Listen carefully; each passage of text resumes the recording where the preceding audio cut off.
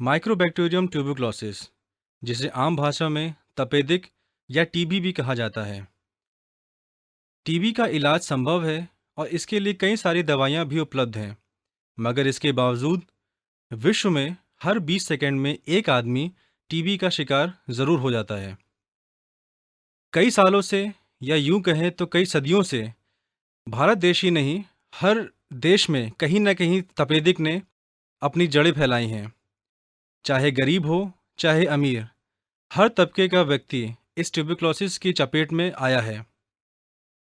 अगर सिर्फ भारत देश की ही बात लें, तो हर क्षेत्र में कहीं न कहीं, कभी न कभी ट्यूबरकुलोसिस ने क्षति पहुंचाई। नमस्कार, मैं आशुतोष कुमार पाठक आईआईटी कानपुर से आज आप सबके सामने एक ऐसा मुद्दा लेके आ रहा हूं जिसने ना सिर्फ भारत देश को बल्कि विश्व के कई सारे देश, या अगर हम सच में बोलें तो सारे विश्व को कई सालों से या कई सदियों से ग्रस्त कर रखा है। अगर हम आम भाषा में बात करें तो उसका नाम है तपेदिक यानी ट्यूबरकुलोसिस, या अगर हम डॉक्टरी भाषा में बात करें तो उसका नाम है माइक्रोबैक्टीरियम ट्यूबरकुलोसिस। आखिर ये है क्या? अक्सर हम सुनते हैं किसी न किसी के मुंह से, आज इसको टीबी हुआ, आज उसको टीबी हुआ, मगर जब हम उससे पूछने जाते हैं कि टीबी होता कैसे है, कैसे फैलता है, या टीबी के कौन कौन से स्टेजेस हैं, या कितने प्रकार के टीबी होते हैं, तो काफ़ी हद तक उसका मुंह चुप रहता है या वो कुछ नहीं बोल पाता। हम आपको ना केवल ये बताएंगे कि भारत देश में ट्यूबरकुलोसिस की संख्या कितनी है, या विश्व में अगर भारत देश को अगर हम एक कंपेयर करें तो आज इस भारत देश की स्थिति क्या है। उसके अलावा हम आपको ये बताएंगे कि आखिर ट्यूबरकुलोसिस फैलता कैसे है एक आदमी से दूसरे आदमी के बीच में। ये चीज़ आपको सिर्फ डराने के लिए नहीं, हमारा सिर्फ उद्देश्य इस प्रस्तुति के थ्रू ये है कि द्वारा ये है कि हम आपको सिर्फ ये बताएं कि अगर कल को आपसे कोई पूछता है कि ट्यूबरकुलोसिस होता क्या है, या उसके लिए हम कौन कौन सी दवाइयाँ या कहाँ पर हम जा सकते हैं, आपको कम से कम उतना पता हो कि आपको करना क्या है, ताकि अगर आपके द्वारा किसी की अगर जान बचती है तो सबसे ज़्यादा जो फ़ायदा होगा वो आपको और आपके परिवार या आपके परिजनों को ही होगा। आइए कुछ आंकड़ों पर ध्यान देते हैं जो कहीं ना कहीं ये साबित करेंगे कि ट्यूबरकुलोसिस सच में एक ऐसी बीमारी है जो हमारे देश को या हमें कहीं ना कहीं नुकसान पहुंचा रही है। अगर WHO के आंकड़ों पर भरोसा करें तो विश्व में हर 3 में से 1 बंदा टीबी से कहीं ना कहीं ग्रस्त है। टीबी से होने वाली मौतों में 95% मौत निम्न और मध्यम वर्गीय कमाई के देशों में होती है। और सबसे बड़ी बात, टीबी के फैलने का मुख्य कारण होता है इंसान की प्रतिरोधक क्षमता का गिरना। इसीलिए ये आंकड़े भी इस चीज़ को साबित करते हैं कि एड्स में होने वाली मौतों में 1/4 मौतें टीबी के कारण ही होती हैं। और एक चीज़ है, सबसे बड़ी बात, औरतों में 14 से लेकर 45 साल की उम्र तक में जो मौतें हैं उनमें से सबसे बड़ा कारण एक ट्यूबरकुलोसिस भी पाया जाता है। ये तो थी विश्व की बात। आइए हम अब देखते हैं कि भारत देश में ट्यूबरकुलोसिस किस स्थान पर है। एक रिपोर्ट के अनुसार विश्व में हर ट्यूबरकुलोसिस में पाए जाने वाले पेशेंट्स में हर 5 में से 1 पेशेंट भारत देश में पाया जाता है। अगर आप देखें तो कई देशों के मुकाबले भारत देश की स्थिति बहुत ज़्यादा गंभीर है। भारत देश में हर साल 19.8 लाख पेशेंट ट्यूबरकुलोसिस के पाए जाते हैं। आइए देखते हैं कुछ और आंकड़े जिससे आपको ट्यूबरकुलोसिस की भयावहता भारत देश में साफ साफ दिखाई देगी। अगर कुछ आंकड़ों की बात माने तो भारत देश में हर 2 मिनट में एक व्यक्ति अपना जीवन खो देता है सिर्फ और सिर्फ इस ट्यूबरकुलोसिस बीमारी के कारण। इसी कारण हर साल कम से कम, या अनुमानित कहें तो 3 लाख स्कूली छात्र अपनी पढ़ाई बीच में ही छोड़ देते हैं क्योंकि उनको तपेदिक है। इसी कारण अनुमानित कम से कम 1 लाख घरेलू महिलाएं, उनको घर से निकाल दिया जाता है, निष्कासित कर दिया जाता है क्योंकि उनको तपेदिक है। अगर ट्यूबरकुलोसिस को उनकी भयावहता के अनुसार विभाजित किया जाए तो उनमें से एक भाग होता है MDR टीबी, जिसका अर्थ है मल्टी ड्रग रेजिस्टेंस टीबी। अगर एक आंकड़े के अनुसार अगर हम उसकी बात माने तो भारत देश में कम से कम 64,000 MDR टीबी के पेशेंट अनुमानित हैं, मगर यहाँ पर सिर्फ 16,500 पेशेंट ही यहाँ पर दर्ज हैं, जो कि सच में एक भयावह स्थिति है। अगर कुछ और आंकड़ों की अगर हम बात करें तो 1990 से लेकर 2012 तक तपेदिक मरीजों की संख्या में कुछ गिरावट आई है। मगर क्या ये सच है? क्योंकि तपेदिक बीमारी सुप्तावस्था में रहने वाली है। इसका सीधा सा अर्थ ये है कि अगर प्रतिरोधक क्षमता गिरी तो तपेदिक बीमारी दोबारा से अपना प्रभाव दिखाने में कायम हो सकती है। WHO के अनुसार विश्व में अभी भी ट्यूबरकुलोसिस के कई केसेस दर्ज नहीं हुए हैं, जिनमें 24% केसेस भारत देश में ही हैं। ये तो थी सब आंकड़ों की बात। अब आइए जानते हैं कि तपेदिक बीमारी है क्या या ये कैसे फैलता है। सबसे मुख्य कारण है तपेदिक बीमारी फैलने का, अगर कोई तपेदिक से ग्रस्त आदमी आपके सामने बात करता है, छींकता है या कहिए तो गाना गाता है, तो उसके फेफड़ों से आपके फेफड़ों में तपेदिक के जो जीवाणु हैं वो अंदर प्रवेश कर सकता है। ट्यूबरकुलोसिस की भयावहता के अनुसार इनको 4 भागों में रखा गया। पहला प्राइमरी ट्यूबरकुलोसिस, दूसरा MDR ट्यूबरकुलोसिस, तीसरा XDR ट्यूबरकुलोसिस, चौथा TXDR ट्यूबरकुलोसिस। आखिर ये 4 भाग हैं क्या? ये कैसे फैलते हैं? इनके लिए किस तरह के प्रिकॉशंस, किस तरह की दवाइयाँ उपलब्ध हैं, यहाँ पर हम ये जानेंगे विस्तार पूर्वक एक ऐसे शख्स से जिन्होंने अपने जीवन के 25 साल इन्हीं बीमारियों को ठीक करने में लगाए। आइए हम मिलते हैं डॉक्टर आई शर्मा से, जो कि इन सब चीज़ों के एक्सपर्ट हैं। आपका बहुत बहुत स्वागत है सर। आम भाषा में हम सुनते हैं या अगर गांव में सुने तपेदिक या ट्यूबरकुलोसिस, आखिर ये है क्या?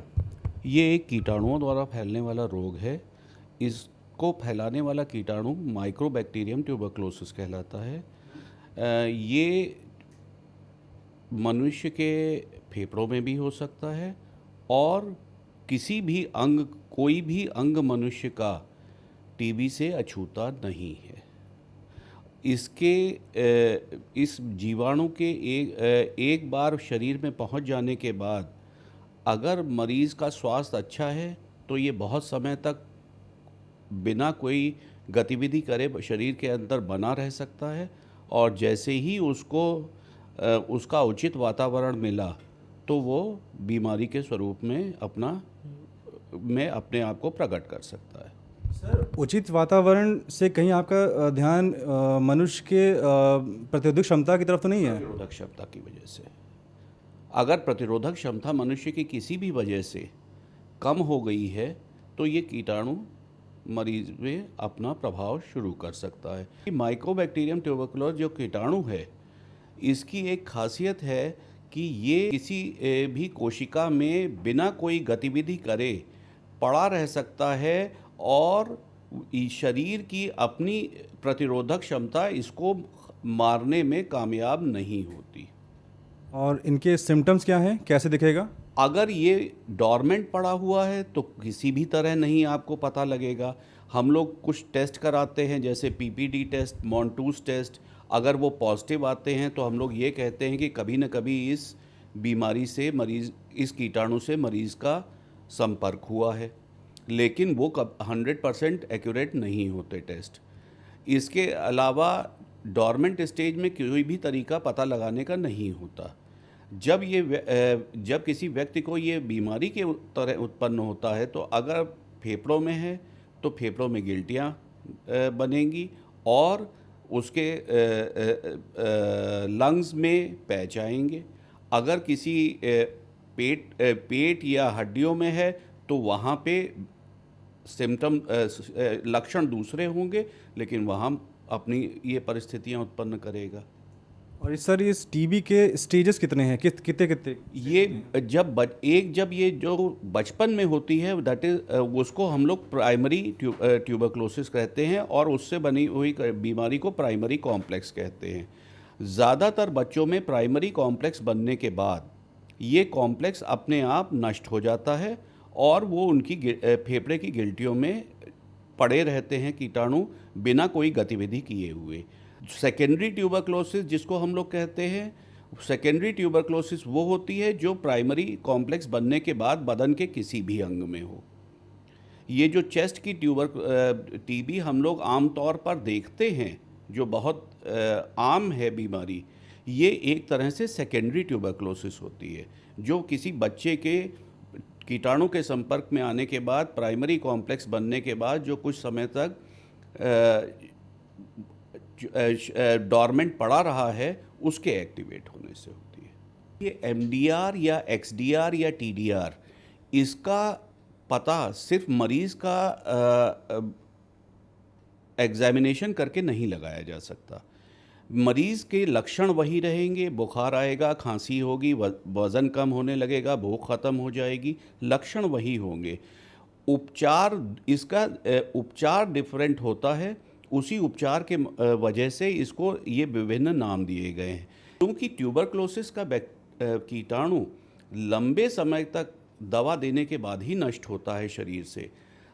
होना ये शुरू हुआ कि लोगों ने दवा बीच में छोड़ना शुरू कर दिया। अगर कोर्स था 9 महीने का और छोड़ दी 5 या 4 महीने के बाद, तो जब वो कीटाणु दोबारा एक्टिवेट हुआ तो वो उन दवाओं का असर उस पर ख़त्म हो चुका था। तो एक स्थिति आई जिसमें हम लोगों ने कहा एमडीआर हो गई। एमडीआर होने में वो स्थिति आई कि जो हम लोग दवाएं नॉर्मल कोर्स में ट्यूबरक्लोसिस में देते हैं, उन दवाओं का असर होना मरीज़ पे बंद हो गया। तो हम लोगों को रिज़र्व ड्रग या सेकेंड लाइन ड्रग यूज़ करनी पड़ने लगी। सेकेंड लाइन ड्रग भी बहुत सारी हैं, उनको वो कॉस्टली भी हैं, इलाज और लंबा हो जाता है, तकरीबन 2 से ढाई साल का। तो जब इनको सेकेंड लाइन ड्रग दी गई, उन्होंने सेकेंड लाइन ड्रग कुछ समय बाद 8-9 महीने बाद 10 महीने बाद छोड़नी शुरू कर दी। तो एक स्थिति आई जब एक्सडीआर हो गई। एक्सडीआर में लिमिटेड 3-4 ही दवा बची और कोर्स और लंबा हो गया। उस स्थिति में जब अगर मरीज़ ने दवा छोड़ी तो एक स्थिति आई कि टीडीआर हो गया। ट्रीटमेंट क्या है मतलब इसके लिए? देखिए, प्राइमरी ड्रग हम लोग जो देते हैं वो 4 हैं। एक है रिफेम्पिसिन, एक है आइसोनाइजिड, एक है पाराजिनामाइड, एक है इथेम्बिटॉल। ये 4 प्राइमरी ड्रग देते हैं। इनको देने पे अगर मरीज़ प्राइमरी ड्रग पे सेंसिटिव है, जो इनिशियल स्टेज में आया है, तो इन 4 दवाओं को 6 महीने तक दिया जाए, 6 से 9 महीने के बीच में, तो मरीज़ पूर्णतः ठीक हो सकता है। इसके बाद की जो दवाएं हैं वो एमडीआर में दी जाती हैं, जैसे लिवोफ्लॉक्सासिन, मॉक्सीफ्लॉक्सासिन, कैनामाइसिन, कैप्रियोमाइसिन, इथियोनामाइड, प्रोथियोनामाइड, ये सब दी जाती हैं एमडीआर के मरीज़ों में। और एक्सडीआर में वो स्थिति आती है कि जब पहले लाइन की और दूसरे लाइन की दवाओं में से हम चुनते हैं कि कौन सी 2-3 दवा बची जिसको कि मरीज़ को दिया जा सकता है, जो कि अभी मरीज़ उनसे ठीक हो सकता है। एंड टीडीआर का तो कोई इलाज ही नहीं है। बेसिक प्रिकॉशंस होते हैं, जैसे मरीज़ को मुंह पे कपड़ा रख के खांसना चाहिए, उसको ओपन जगह थूकना नहीं चाहिए, उसको उसके खाने और पीने के बर्तन अलग होने चाहिए, उसका कमरा जो होना चाहिए उसमें वेंटिलेशन प्रॉपर होना चाहिए, उसमें सनलाइट का प्रवेश ज़रूर होना चाहिए, जिससे कि ये कीटाणु धूप में मरते हैं। तो सनलाइट अगर उस कमरे में आ रही है तो वहाँ पे कीटाणुओं की संख्या उस हवा में कम हो जाएगी। ये एक बेसिक प्रिकॉशन है जो सब मरीज़ के साथ लेने चाहिए और घर वालों को लेने चाहिए। कुछ रिसर्च पेपर कहते हैं या कुछ मेडिकल के पेपर भी कहते हैं कि ट्यूबरक्लोसिस हो, एचआईवी हो और डायबिटीज़, ये तीनों ही आपस में कहीं ना कहीं रिलेटेड है। नहीं, देखिए, ऐसा है, अगर आप थोड़ा सा इतिहास की बात करें तो वेस्टर्न कंट्रीज़ में ट्यूबरक्लोसिस ऑलमोस्ट ख़त्म हो गई थी। 1980 के दशक में जब वहाँ पे एड्स आया, तो क्योंकि प्रतिरोधक क्षमता एड्स से कम हुई, तो वही बीमारी के कीटाणु जो उनके यहाँ शरीरों में सालों से सोए हुए थे, वो फिर से एक्टिवेट हुए और उसके कारण वहाँ दोबारा ट्यूबरक्लोसिस डेवलप हुई। डायबिटीज़ में भी यही है कि बदन की प्रतिरोधक क्षमता कम हो रही है और बदन की प्रतिरोधक क्षमता कम होने से बीमारी के कीटाणु जो हैं वो डॉर्मेंट से एक्टिव हो जाते हैं। एक चीज़ और, अगर किसी गर्भवती महिला को अगर ये ट्यूबरक्लोसिस होता है तो क्या ये पॉसिबल है कि आने वाले बच्चे को भी हो ये? नहीं, अगर उस गर्भवती महिला का इलाज हो रहा है तो बच्चे को बिल्कुल नहीं होगी। आपके हिसाब से टीबी के लिए क्या करना चाहिए, या खासकर जो हमारे जो आम जनता है वो आखिर किस तरह का प्रिकॉशन ले कि टीबी से बच सकें? देखिए, ऐसा है, पहली चीज़ तो किसी को भी खांसी हो, बुखार हो, 2 हफ्ते से ऊपर बुखार हो, खांसी हो, वज़न कम हो रहा हो, भूख न लग रही हो, ये अगर किसी को भी 2 हफ्ते से ऊपर है तो वो कम से कम अपना चिकित्सीय परीक्षण ज़रूर कराए और अगर उसको खांसी है तो उसके साथ बलगम की जांच ज़रूर कराए, जिससे कि प्रारंभिक अवस्था में ही ट्यूबरक्लोसिस को पकड़ा जा सके और उसका तुरंत उपचार शुरू किया जा सके, जिससे कि मरीज़ भी तुरंत ठीक हो और वो औरों को वो बीमारी ना फैलाए। और इम्यून सिस्टम को ठीक करने के लिए? ये तो आपके खान-पान और आपकी सोशल स्टेटस पे डिपेंड करता है। अगर आपका खान-पान अच्छा है, आप अच्छी हरी पत्तेदार सब्जियां खा रहे हैं, आपके खाने में प्रचुर मात्रा में प्रोटीन है, तो ये इम्यून सिस्टम मौजूद रहेगा।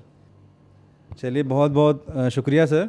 मैं एक बार फिर से रिपीट करना चाहूँगा, अगर टीबी के स्टेजेस की बात करें, एक इनिशियल स्टेज है, देन उसके बाद एमडीआर, एक्सडीआर, टीडीआर, कई सारे स्टेजेस हैं, मगर ये आपकी रिस्पॉन्सिबिलिटी है कि आप इनिशियल टीबी को एमडीआर, एक्सडीआर या टीडीआर ना बनने दें।